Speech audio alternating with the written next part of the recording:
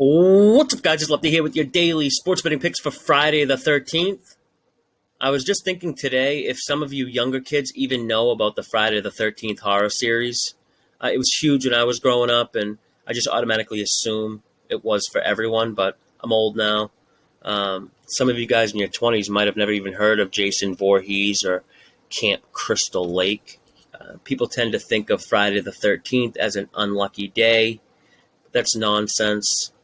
Plus, we're owed so much good luck from the gambling gods. And I knew yesterday, discussing the getaway game under trend, that we'd see overs. I knew it. I just didn't think we'd see 17 runs out of some of these teams, but that's how it goes. Let's see what we can come up with today. Got a couple plays, including a parlay, and I'm going to start with that one. And I'm going to go Bo Sox, Dodgers here. Two-team parlay should pay roughly plus 140-ish. And it's simple, really. Boston should mash on this kid Watkins, who's more of a finesse-type pitcher. He's not going to overpower you. The Red Sox lineup should get to him, and I'm expecting a win by margin for Boston. But I'm not going to break my rule there with the home team on the run line. Home teams oftentimes get that one less at bat. If they're winning by one run after the top of the ninth, they won't get their final at bat or chance to tack on more runs. So no run line for the home team for me, but feel free by all means, give it a go if you want. Sox probably win by 5. Second leg of the parlay, the Dodgers, and this line is just off. The Dodgers at minus 150 is basically saying that both starting pitchers are about equal, because the Dodgers lineup alone versus the Mets should be minus 150. And, Dodgers definitely have the starting pitching edge, in my opinion. Really like Julio Urias. He's been good. And for the Mets, their starter, McGill, looks like teams have kind of figured him out lately. He's given up 4 runs in each of his last 3 starts, I believe, maybe 2. And now he gets his Dodgers lineup. I think even if we see a close game late and both starters are out of the game, the Mets bullpen is always there to bail us out. So let's go Sox, Dodgers, 2-team parlay, 1 unit to win 1.4 units. Next game, we're going to head out west. Got the Blue Jays, Mariners, Robbie Ray, and Chris Flexen. This one's fishy.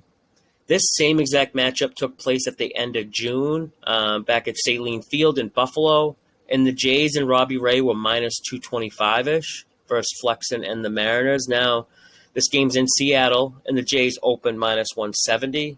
And at first glance, it might seem like a good spot to back the Jays, but if you scratch the surface a bit, Seattle seems like the right side, in my opinion, and I know this might be tough, but I'm going Mariners here at plus 150. The Jays are in the midst of a West Coast road trip, and for whatever reason, this Blue Jays team really struggles at nighttime or late at night. They got a losing record at night. Jays bullpen is taxed. They pitched 12 innings in the last 3 games. What I like most about this play here on Seattle is the market. If you look to the left here, the ML number side column, that's moneyline bet percentage. It's the percentage of moneyline bets made on this game, and we can see it's close to split, 50-50, slightly more on Toronto. The column next to it is the money percentage column. 73% of the money on this game is being bet on the Mariners. So with bets being split and the money lopsided on Seattle, that tells us bigger size bets are coming in on Seattle. And who typically bets bigger, the more informed or sharper bettors.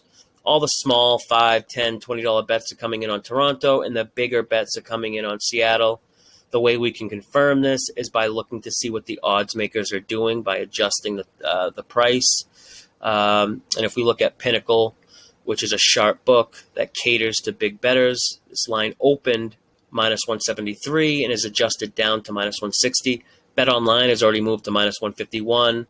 This tells me the market agrees with Seattle. So let's go Mariners plus 150. And I got one last game here. And we're looking at the Reds, Phillies, Tyler Mahle versus Wheeler, 2 stud pitchers. And I like both these pitchers. And as good as both starters are, both offenses are just as good. The Reds have consistently been among the league's top 5 offenses all year in all categories. The Phillies offense is sneaky good too since June 1st. They're top 10 in OPS, and really love the Phillies' plate discipline. They don't strike out. They have the second lowest K rate in the league and the third highest base on ball percentage. And I know everyone's going to look at this matchup with both starters and see Wheeler's complete game shutout versus the Mets his last outing. But if you remove that last start against the Mets and look at his 5 previous starts, he has a 4.40 ERA against some pretty average offenses or below average offenses like the Cubs and Marlins. And I'm going to go over the 8.5 here.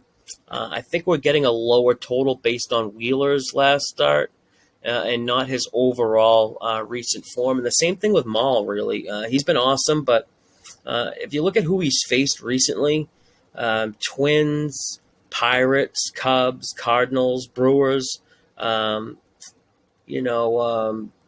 aren't, top of the league offenses there. And, if we need a couple runs late, these two bullpens, they'll get us there. Phillies bullpen is a gas can, and the Reds bullpen is below average at best. So hitting conditions are good too, which we always like for overs. Wind is out, hot and humid.